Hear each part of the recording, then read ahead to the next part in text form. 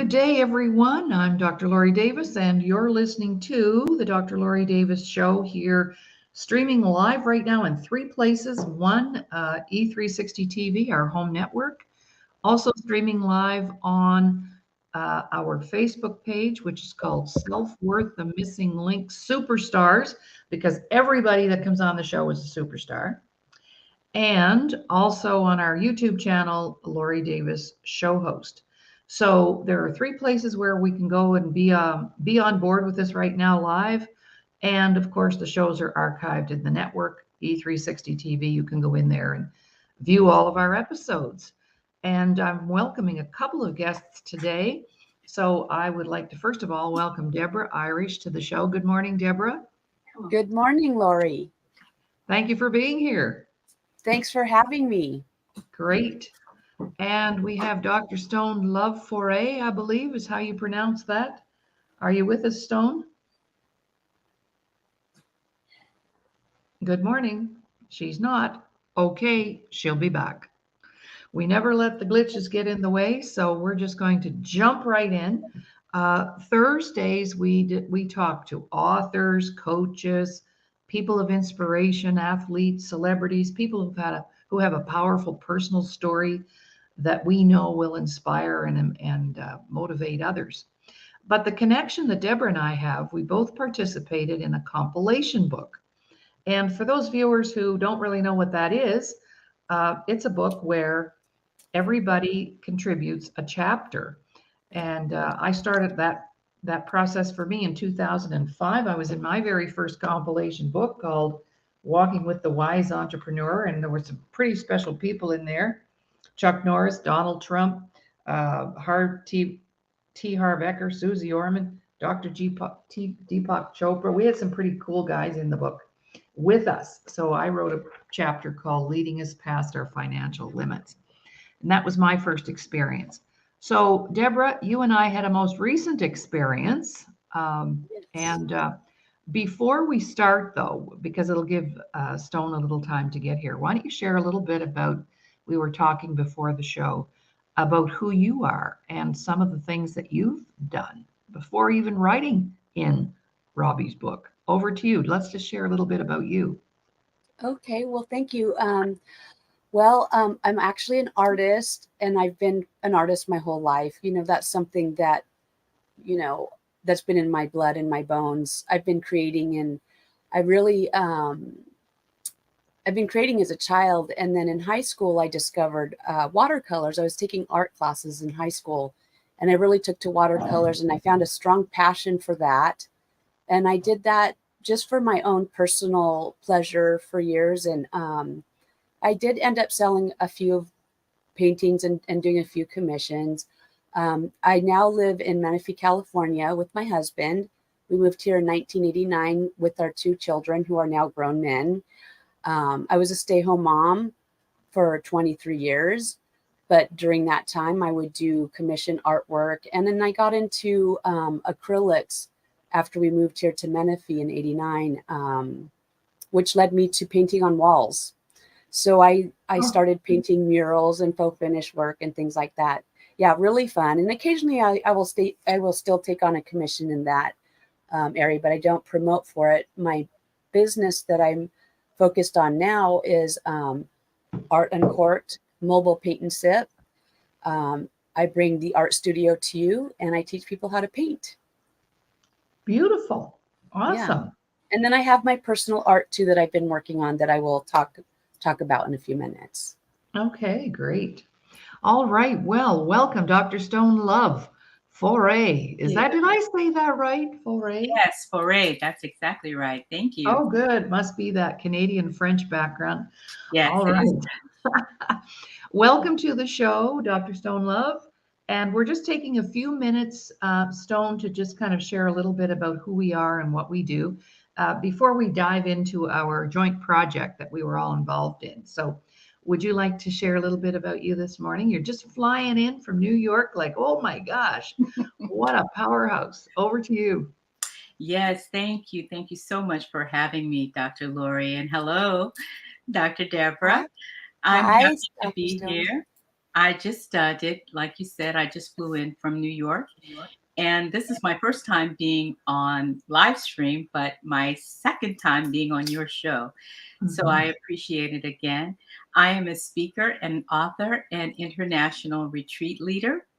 And that is the best part of my job. I get to travel and share my work. I'm the author of 3 books, and I am in 4 anthologies, the compilations that we are all 3 in.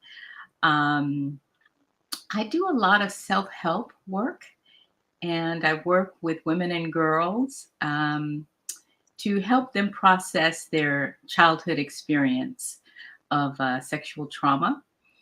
And I do it in a great way. I say great way because I teach them how to tell their story triumphantly, how to tell their story as the victor instead of in victimhood. So we kind of reframe it, and it's our way of contributing and letting people know that we live to tell about it and we are thriving. Mhm. I love that. Wonderful. Excellent. And Deborah, I apologize. I wasn't aware that you had also received your honorary doctorate. Thank you, Stone, for the reminder. I did. Thank Yes. you. So Yes, they better listen to us today because they got 3, that's right. brilliant. Right. That's All right. right. Well, I was sharing with Deborah, and I don't like to do formal interviews, as Stone knows we have a conversation, but my very first compilation book that I was in 2005. Oh, wow. And it's called Walking with the Wise Entrepreneur back in the day. And it's kind of a joke. I hope it's all right to share this, but this is the one and only time I was under the covers with Donald Trump because the Don is in the book, along with Chuck Norris, T. Harv Eker, Susie Orman, Dr. Deepak Chopra, Brian Tracy. There were some really heavy hitters in this book Yeah. at the time, back in 2005. Like we're talking maybe nearly 20 years ago. So I wrote a chapter called Leading Us Past Our Financial Limits.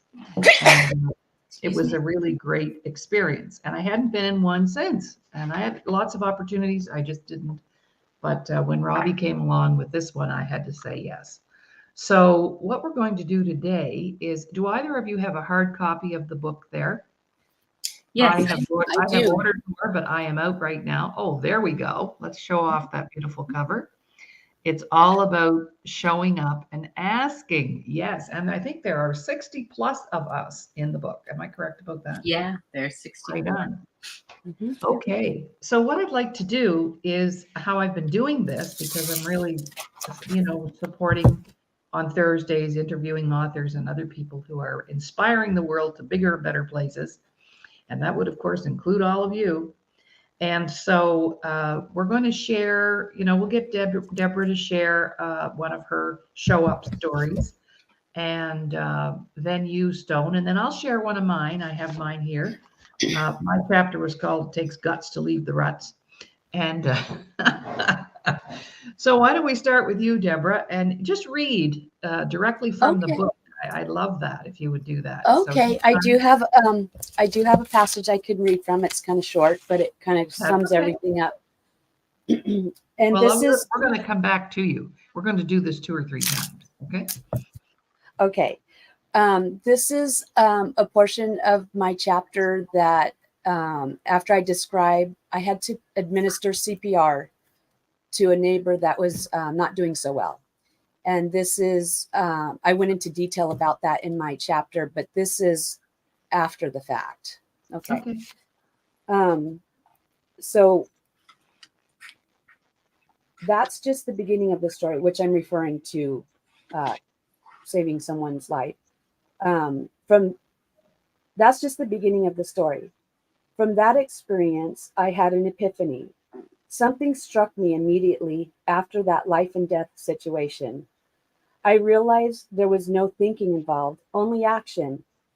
I didn't know that I was capable of administering CPR and saving someone's life. In fact, I remember taking the CPR training course, hoping that I would never have to apply it in real life, in fear of not being capable.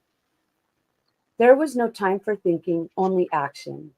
If I were to allow myself to think and analyze the situation, the outcome would have been very different. I couldn't help but wonder, what are the possibilities if I get out of my head and trust my instincts? This led me to my next realization, that we can think our way out of just about anything, even our hopes and dreams. So that was Mm, that that gave was me chills.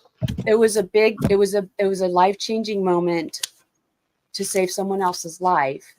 Mm. Um, Oh, because it's true, you don't know what you're capable until you're faced with it. And I was working in my studio and saw this elderly gentleman a couple of doors down that was mowing his lawn. And a few minutes later, I look over and he's unconscious, laying on his lawn.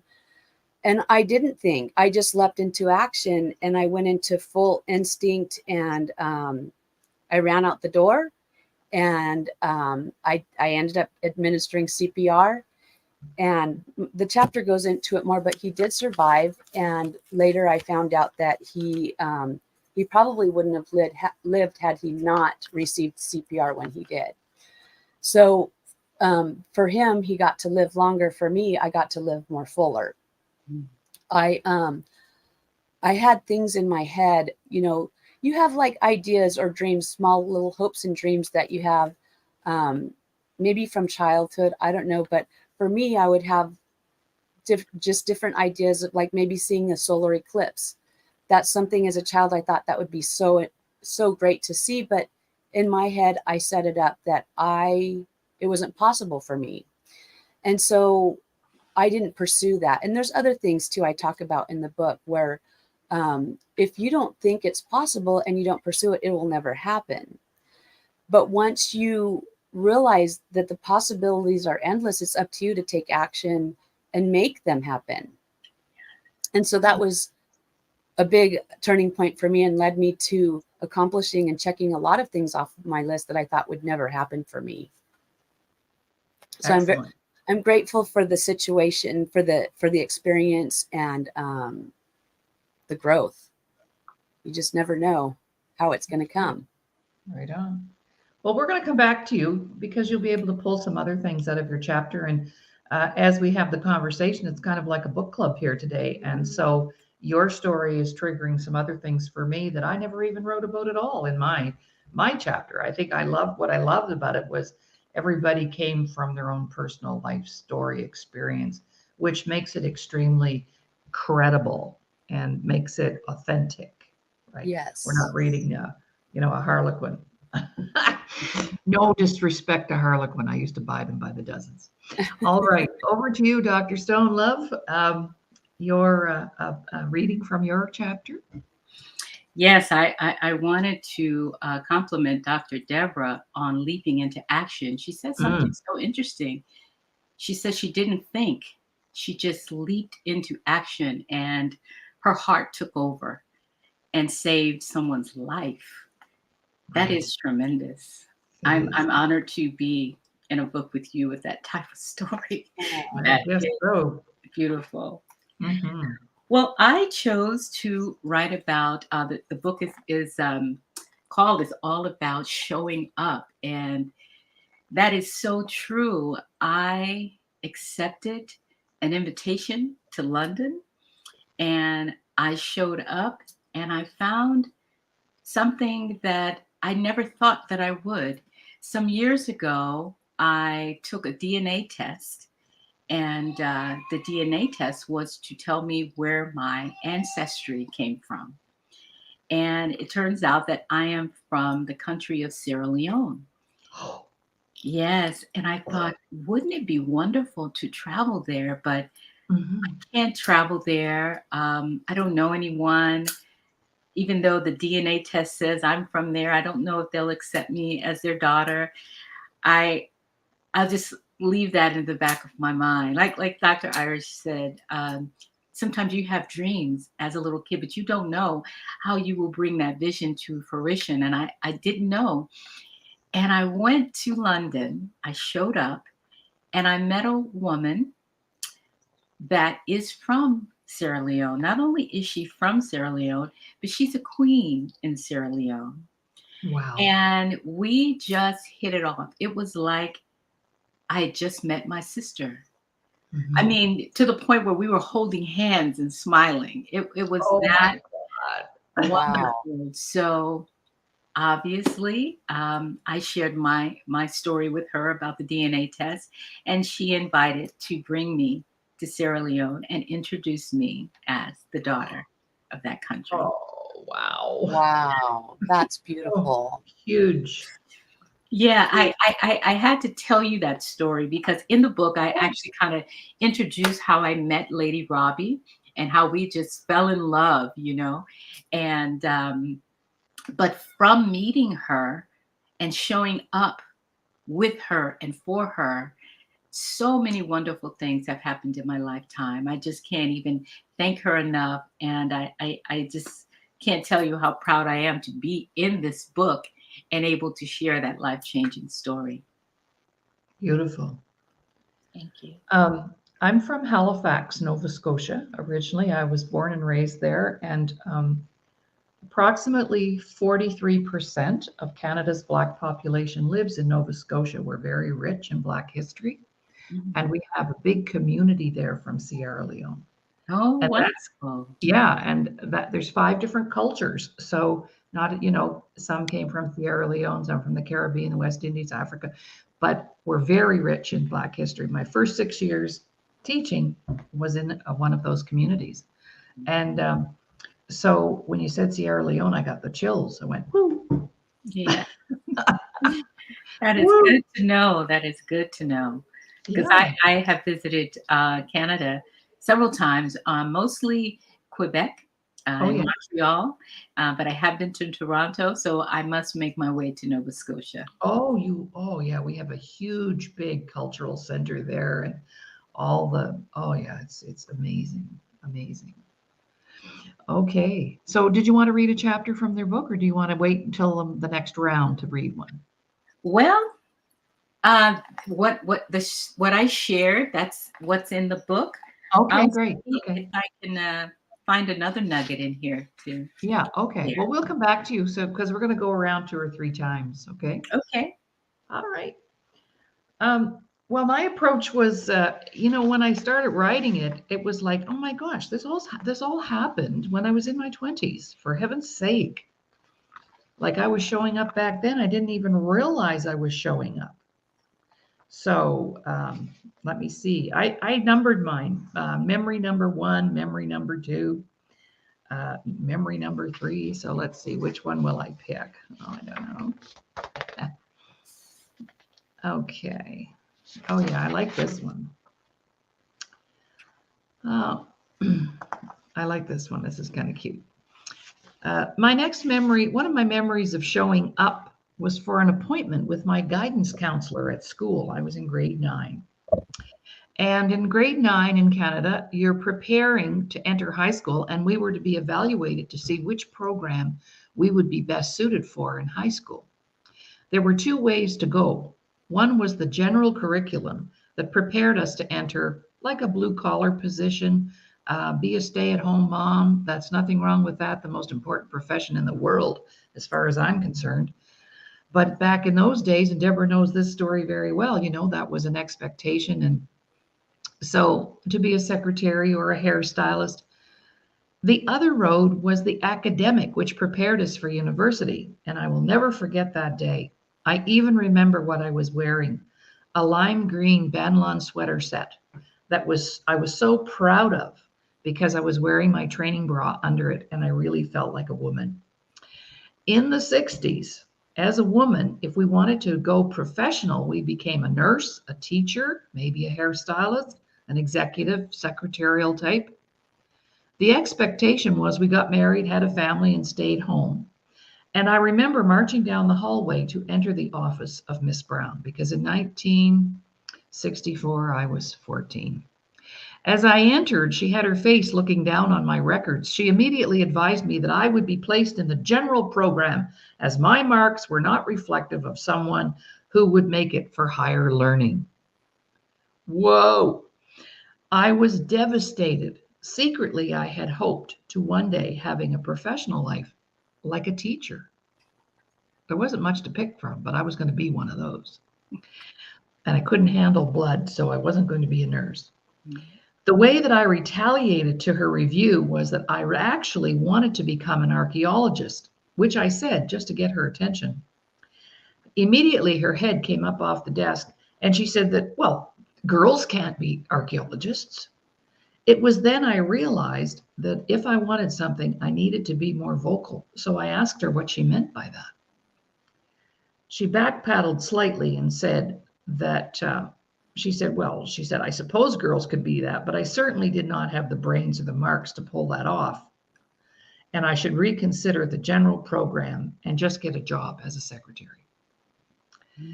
I don't like paperwork that much, to tell you the truth. I stood up and I let her know that in no way was that acceptable. And I asked that she place me in the academic stream because in the end, I would have more options. After some discussion, she relented based on my persistence, not on my marks. I also walked away that day realizing that having breasts can be a career blocker. That was a joke, and we're allowed to laugh. The first day of high school was a joy, and now I'm on the path I knew was in my best interest. My experience as a young entrepreneur was beginning to influence my boldness that would prove to be of great benefit further down the road. Knock on the door and it shall be opened. Seek and you will find. Ask and it shall be given. The key to this heart of mine, sung by Jim Reeves, and spiritually and biblically based. So that was one of my showing up times. That's wonderful. I love it. Yeah. That's great. There was a lot of nuggets in there. Yeah, we could talk about that one all day. And then my homeroom teacher said, "Oh, Laurie Jeffers, you're never going to amount to anything." Oh, wow. That's crazy. I know. And look at you now. Look at And you I now. became a teacher, and I swore to God I would never speak to a student like that. Yeah. Ever. Yeah. All I right. hope that they realize how impactful their words are and how they follow us actually the rest of our lives, because they were our first teachers, first learners, and their opinions matter. So good for you for never speaking to your students that way. Mm-mm. No. Yeah. Which turned out well, Dr. Laurie. Hey, not doing too badly for an old gal. That's right. Being the senior in the room and all. Yeah. Okay. Over to you, Deborah, your turn. Would you like to share the details of how that happened? Or is there another piece to your story that you'd like to share? Yeah. So I'll just read another little passage here. Sure. Once I had the experience of saving Val's life and realized how much thinking can get in the way of action, the opportunities of fulfilling my list of impossibilities became a reality. I started seeing things as possibilities rather than impossibilities.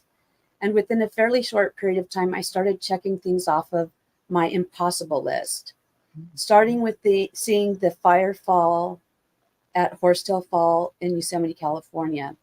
So that is a natural phenomenon. And it was a special trip I took with my son, his wife, and my father.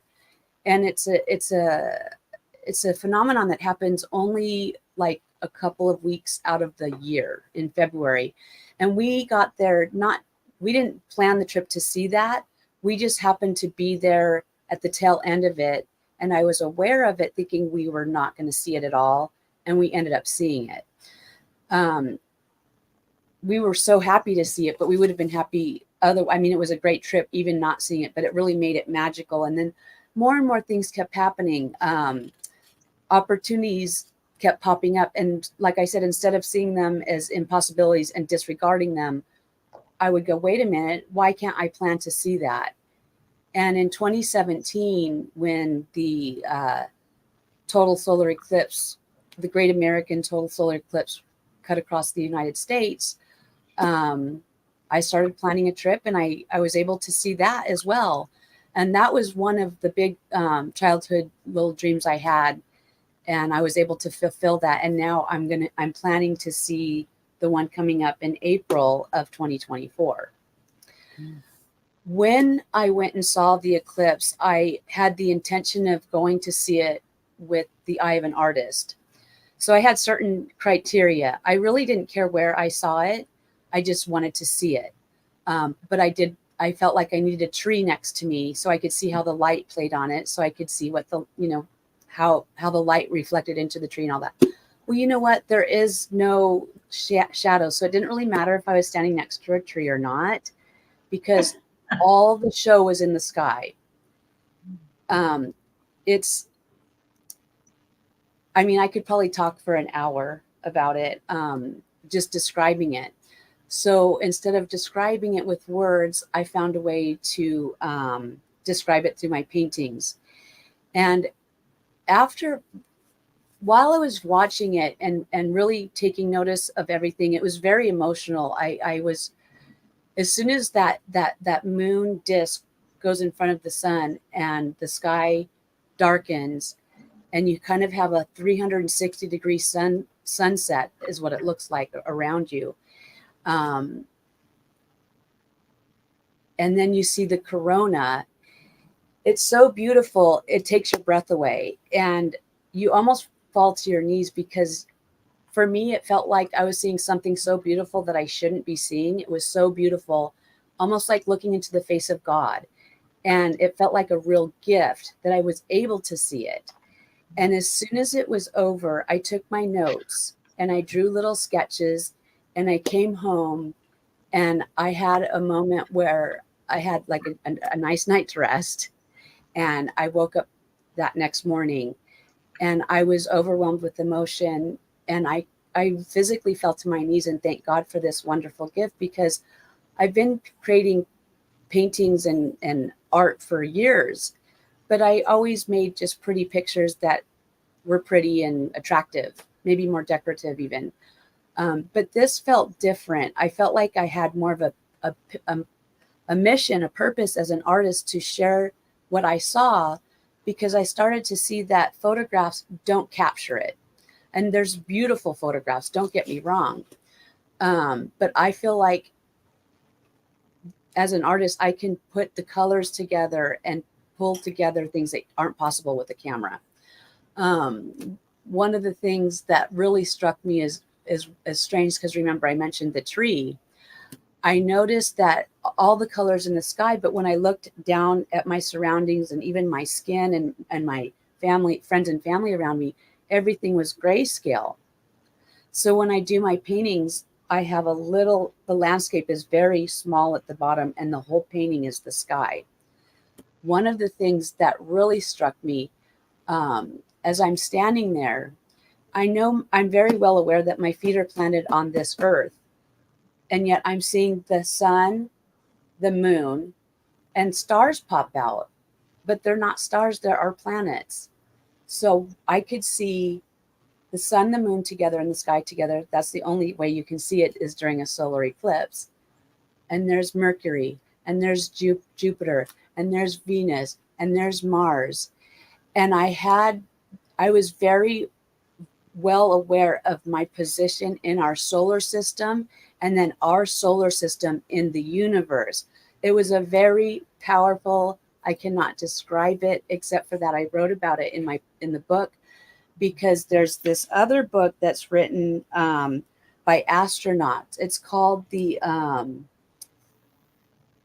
oh boy, I'm drawing a blank, but it's the effect that astronauts, when they leave the Earth and they're able to look back down on the Earth, and you see it as one unit. We're just one unit, and we're all one thing, and our solar system and everything. So I don't know if I described that properly enough, because it's just so overwhelming, but it was a very powerful moment, and I'm thankful for the experience, and I'm looking to have more, and I'd like to help people cherish their experience through paintings and capture their memories and their moments, because I know I wasn't the only one that was emotional. I saw grown men crying because it is so spectacular. It's the most spectacular show on earth.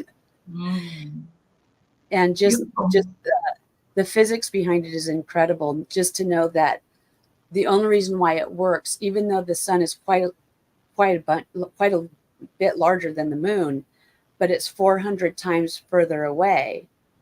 And so the size and the distance make it so they're the exact same size. I mean, that's, who does that? God. You know? Yeah. Gosh.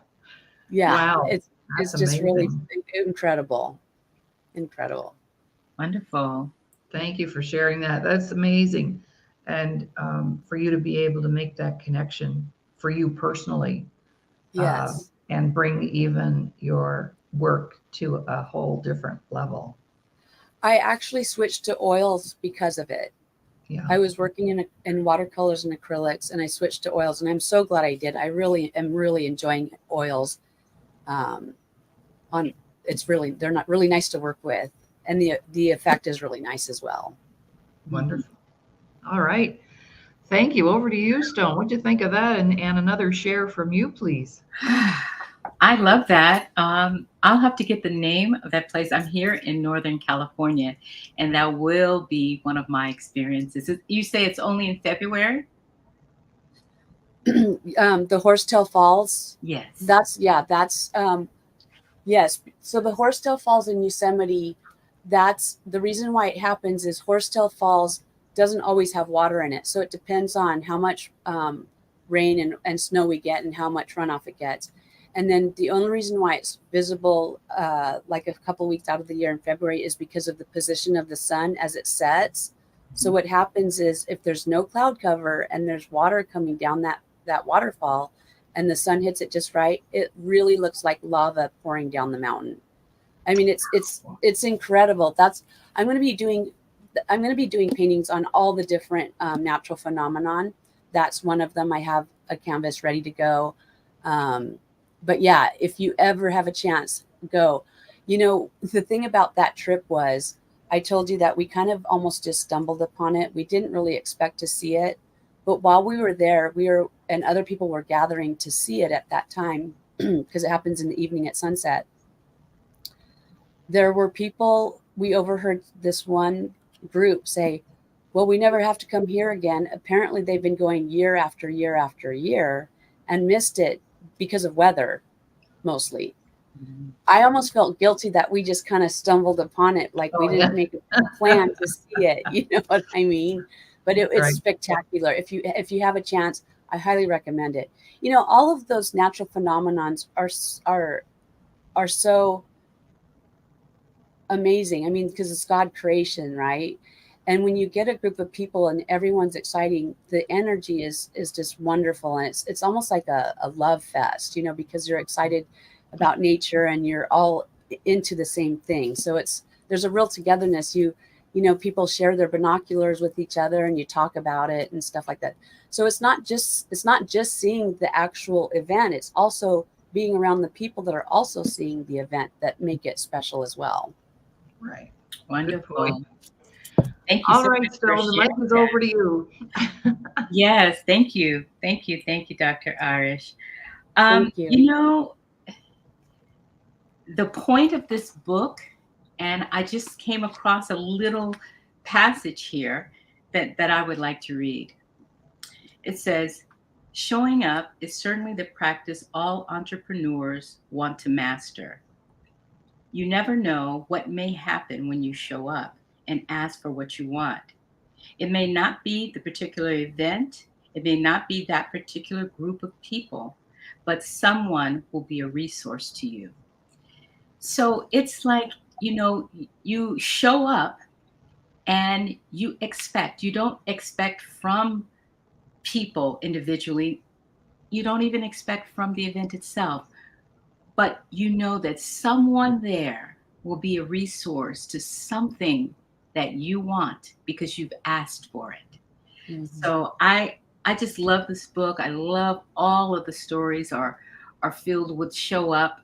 they all trigger different memories. I remember um, it was actually a compliment that my second grade teacher gave me. And I probably don't remember anything from the second grade, but I remember one thing she said. She said, "You have a nice smile."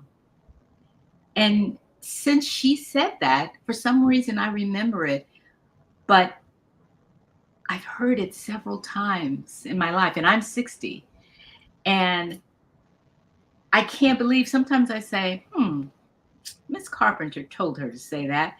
But I love Miss Carpenter and I remember, but you do remember things. So if there's one thing that you can remember from this book, is literally showing up, because there will be something there for you. Something will trigger, someone will be a resource, something will happen that you don't expect. So I say, don't expect anything but a gift when you show up for yourself. Cool. So true. Yeah. So true. All right. Well, what I'd like to do next is I'm going to kind of shift gears here a little bit, and because I have you at my mercy here, and all these pearls of wisdom, there are reasons why people don't show up, and especially why they don't ask. So let's have a conversation, because I'm sure both of you have your own ideas around that, and I certainly have mine. Particularly us as women, I had no problem doing the showing up a lot of times, but I did have a challenge sometimes asking for help, asking for what I needed, asking for support, asking for money, asking for time, whatever it is. So let's have a little conversation to support our viewers, because some of them may be thinking, wow, look at them. And they're in their book and they have their honorary doctorates. And when you have these accolades, people think you arrived on a silver platter somehow. And we didn't, did we, girls? Nope. We did not. We paid a big price to be Yeah. here. So let's support our viewers with maybe some of the reasons why they're not able to show up, or they've used it as an excuse not to show up and an excuse not to ask. Where do we think that all comes from? What are our thoughts on that? Well, my thought is a personal one. You often believe that you're not enough. And that is just the furthest thing from the truth, because just you being yourself is enough, because you are the only version of you that ever will be on this planet. So just that, you're enough. But I know specifically I have a problem, and I still get a little butterflies in my stomach when I ask for the price of one of my coaching products or my books. Um, I was even like, oh, what do I charge for my book? What do I charge for this retreat? And I had no idea. And I had someone tell me, I took a master class some years ago, a mastermind, and she told me that the thing you do most naturally is your gift. And that is what you charge the most for that experience. And she brought me to Michael Jordan's jump shot. She's like, that is his gift. And you have to pay to sit in the arena and watch that. So I said, I'm going to take that to heart. I'm going to realize that I am enough. I am the only version of me. And that I should charge based on the experience that I'm offering. And that is a really good gauge. And also, what really helped me was paying for services myself. I have paid $4,000 to go on a retreat. I have paid $35 for a book. So it gave me kind of like the right that I have done it. I have extended myself to others. So now that I have created and put the love into an event or product, I would like to be reciprocal and receive just like I have given. So that's how I look at it. Beautiful. Absolutely. Yes. And I don't think there's a female entrepreneur on the planet who has not been challenged by what should I charge. I know that for a fact. As a matter of fact, we would give things away before we charged for them, Yes. right? So thinking that that brought value to it. So you're absolutely right. I love that. What about you, Deborah? What do you think are some reasons why women or anybody really um, doesn't show up in the first place and would never ask for any help? What holds us up? Well, there's probably a lot of reasons, but I guess the biggest reasons are feeling insecure, like Dr. Stone Love was saying, feeling insecure, not enough to show up, or thinking that other people are better than you are at whatever event it is that you're supposed to be going to. Or sometimes, there's a saying, and I think it came from a prescription medication commercial, but a body in motion stays in motion. Mm. I noticed that for myself, if I go through because I have to have my downtime. I mean, I'll be busy, busy, busy, and then I'll have to have my downtime to kind of recover. And I notice if I have a downtime, it's harder to get up and go. So I think sometimes it's just a habit to not show up, Mm. and it becomes a good habit to show up. As far as asking for help, I definitely struggle with that. Um, and I'm not sure if it's pride or if I don't want to feel like a bother to somebody else. I'm not really sure. Um, but it's definitely something to get over, because you don't get what you want if you don't put in your order. So if you don't ask for what you want, you won't get what you want. It's as simple as that. So once you get up the courage and ask, it usually works out into your benefit, you know. Um, so I find that thinking about all these things is harder than actually doing them. So, like for me, thinking about this upcoming event may cause me more anxiety than while I'm there, I'm fine. I'm enjoying it and I'm fine. So it goes back to not overthinking things and not letting yourself think your way out of the good things in your life that come your way too. Kind of grab onto them and see what happens and enjoy it. Yes. I totally agree with that. Overthinking. Mhm. That, Oh, that yeah. Yeah, In our I'm good head. at that. I'm really good at it. yeah. Yeah. Yeah, In our you can head. think your way out of a lot of things. Yeah. Yeah. Yeah.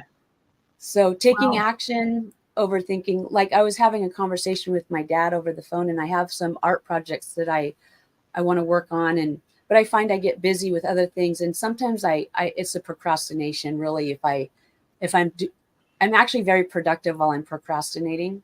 I'll get a lot of other things done except for the actual thing that I should get done. And we were having a conversation, and he was kind of in the same place. I go, well, you know what? We better get off the phone and take action, because we're sitting here just talking about it, and that's not getting anything done. So taking action, I think, is key without overthinking it. And the same goes for that applies to showing up and asking. Yes. Mhm. Uh, you said that. You said, I was talking to my neighbor and I looked back and he was lying on the lawn, and I didn't think. I just took action. I just leaned Yeah. into, and look, you saved a life. He I Right. would mean, have not that, survived if I sat there and thought, well, should And I thought do about it. this? Should yeah. I? Should I do this? Should How I should I pick do up Am this? I good food? enough?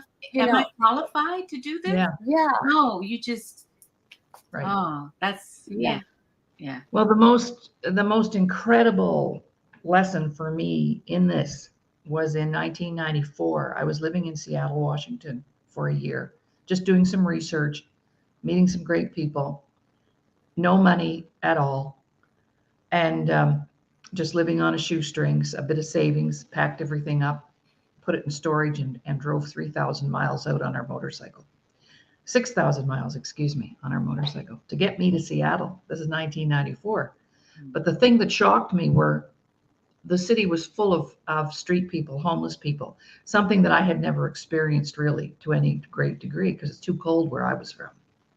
But anyway, this is where I learned the lesson that giving and receiving must be perfectly balanced. Mm. So most of us, because of our self-worth issues, not feeling good enough, um, we just give and give and give because it fulfills that need to feel good about who we are. We feel better when we're giving and sharing and all that good stuff. And then somebody comes with a nice bouquet of flowers or a beautiful birthday present, and we go, "Oh, you shouldn't have spent all that on me. Are you kidding? We could have used that money for something else." Blah, blah, blah. So, that resistance. So, one day I was at the radio station, I was being interviewed, and I was really happy about that because none of the street people hung out over in that section of the city, over by the Space Needle. That's where all the studios are. So I look like $1 million in my one good outfit that I took with me. You can't pack much on a motorcycle. And I come out of the studio, and here's this guy right in front of me, street man, big trench coat on. And I thought, oh crap, he's going to ask me for money. And I actually don't even have any money. So two things happened.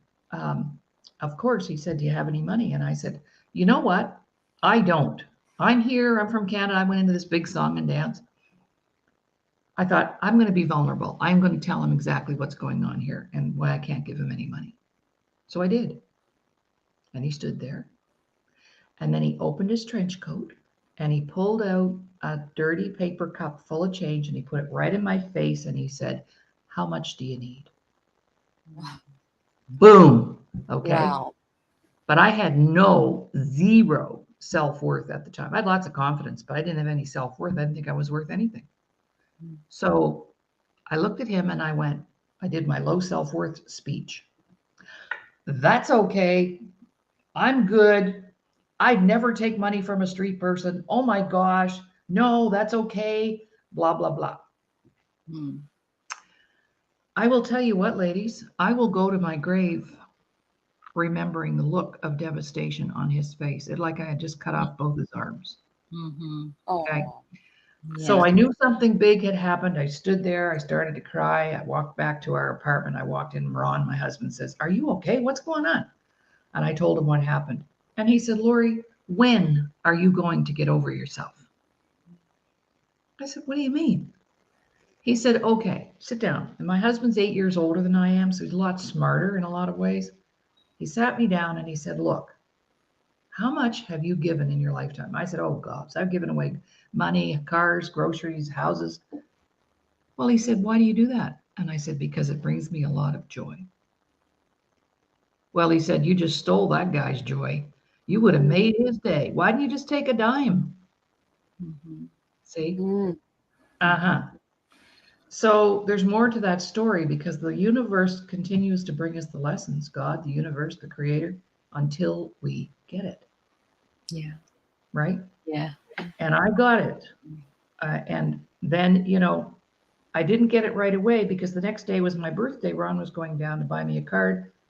Homeless guy came out, said, "Oh my God, you got to get your wife a gift." He crawled back in the box. He brought out a Willie Nelson tape, brought out a pair of blingy sunglasses, and he said, "There, now your wife has presents."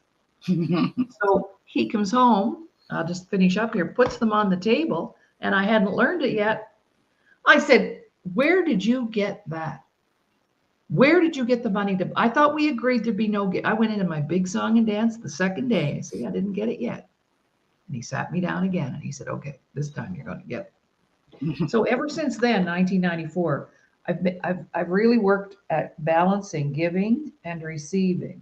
It must be like a fine balance, and it's amazing how that opens doors. All right, Right. over to you, Dr. Stone Love. We have exactly 5 minutes left in our show, and we are going to each share final words of wisdom around the importance of showing up and asking. Yes. Yes. Well, thank you. I love your point about being reciprocal, and not denying that person the gift of giving. He would have felt his worth being able to give, even though he was at a low point in his life, but he was willing to share what he had. So a high point. That's the highest point in your life. It's when you are able to share just what you have. Maybe I don't have a lot, but you can buy a drink. You can have bus fare if you need it, whatever. Yeah. So that lesson is a good one. Actually, Robbie talks about that a lot. She talks about not asking for help and not wanting to receive help. But she tells a story, and someone had asked her, "You love to give. Why are you taking that gift away from other people? The Yeah. ability to give, the gift of giving." So I do love that. So I think I'm gonna have to piggyback with you and let that be my final. Showing up and asking and always be in reciprocity. And that's why you can expect to receive something great, because you're giving what you have. Mhm. Yes. Thank you. The other thing I learned too was you don't get back always from that person that you gave to, but Right. it's universal law. You're going to get it back somewhere because that's just the way it Yes. works. Deborah, over to you, Dr. Irish. Words of Um, encouragement, Pardon me? just words of encouragement, or Oh, yes. Well, yes, showing up and asking for sure. Robbie's mantra, it's absolutely true. You will be amazed at all the things that happen when you put yourself out there. It's not, things don't happen just sitting on your couch. You have to put yourself out there and be with people. And, you'll find that you'll be a resource for somebody else. You'll be a blessing to someone else. So it does go both ways. And you don't know until you show up what will happen. And asking, it never hurts to ask. It never hurts to ask. Don't be afraid to ask. Don't be afraid to put in your order, because you know what? That's going to take you to the next step in your life in the direction that you want to go, rather than just being static. And I had this thought: life is a dance, and if you're not moving, you're not dancing. Mm. Mhm. So you got to show up and ask and keep on dancing. Keep dancing. Yes. Thank you. Well, I would like to just take a moment to thank both of you for being here today. And I know that you know some of the other authors, and I would ask you to encourage them to come as well, because it's just the experience of exchanging how we got to be in the book and our thoughts and ideas. And Deborah, one thing that you said that I've written down is put in your order. I love that. Mhm. I've got big dreams still, even though people say, well, aren't you retired? I just turned 74. Aren't you going to retire? My mom asked me that the other day. When are you going to retire? I said, when I'm dead. Um, Yes. I can sleep then. And Yes. Dr. Stone, always wonderful to talk with you because of your work in the world. And I do similar work, but not the same. The same but different, because your journey's been different than mine, and so we bring different wisdom to that whole area. And you are always so beautiful to speak with. There's something about your voice and the way that you express yourself that just makes me want to listen to you more and more and more. Thank So, Well, I have to say, I have to give Dr. Stone a little plug. I'm reading your book. oh yes, I read mine. you. I read mine. I'm about a third of the way through. Oh my gosh, beautiful. I highly recommend anyone read it. Yes. It's beautifully written. Just like she speaks in person, she writes like that too. So I recommend your Mhm. book to anyone. Mhm. Thank you. Right. Thank you so much. It's So, beautiful. She opens her heart so big. She's got a yeah, big, so beautiful heart. Thank you. absolutely she does. So Thank if you. you want to contact these ladies, because they have they have gifts and talents and information to share. So to reach out to Dr. Stone, it's stonelovesays@gmail.com. And to contact Deborah, deborah.a.irish@gmail.com. And any of you, most of our viewers actually watch the show after hours. So we're broadcasting live right now, but it's all being recorded and archived in a variety of places. So we're streaming live right now on E360 TV. You can go in there and see all of our episodes. Also, our YouTube channel, Laurie Davis Show Host. We're broadcasting live there right now. That gets archived. And also on our Facebook page, Self-Worth, the Missing Link Superstars, because you're superstars. And we're broadcasting live there right now. So you can go into that Facebook page and then share the show. So a lot of times I promote it kind of maybe 24 hours before, but most of my sharing I love to do after the fact. So we can say, okay, here it is, here we are. And you can use the show to promote yourself, market your books, send it out to potential clients and say, hey, so it's a marketing tool. And please take full advantage of that, because really it's a lot of value for your time spent. So I appreciate you accepting the invitation. Love to have you both back on the show individually if you like. Because on Monday we do culturally diverse topics. Tuesday is finance. I have the most amazing business partner in California. Ramin Modiri. He's been in finance for 38 years, and he has every financial designation you can actually get. So he's my co-host on Tuesdays. He and I just put a product together called 100 Shades of Prosperity. And it's hardcore financial strategies and self-worth tactics. And it's just amazing. We just launched it, busy launching it. Wednesdays, wellness. People who are in the wellness industry, either alternatively, conventionally, whatever, anything we can talk about to promote wellness, which also, ladies, includes emotional wellness, right? Yeah. And healing. And then Thursdays, beautiful people like yourself. So thank you so much for being here. We'll go off the air. You can stay for a few minutes if you like after. We can have a little debrief. And my heart is full today. Just thank you so very much for stepping up and showing up. Yes, thank you. Thank you so much, Dr. Laurie Davis. It was so enjoyable, and I appreciate the opportunity. Thank you for having me and listening to me talk about my experience. Yes, it was wonderful. I appreciate it. I appreciate the opportunity. Thank you. Oh, you're more than welcome. Okay, bye for now. See everybody next week. Take care. Have a wonderful weekend, everyone.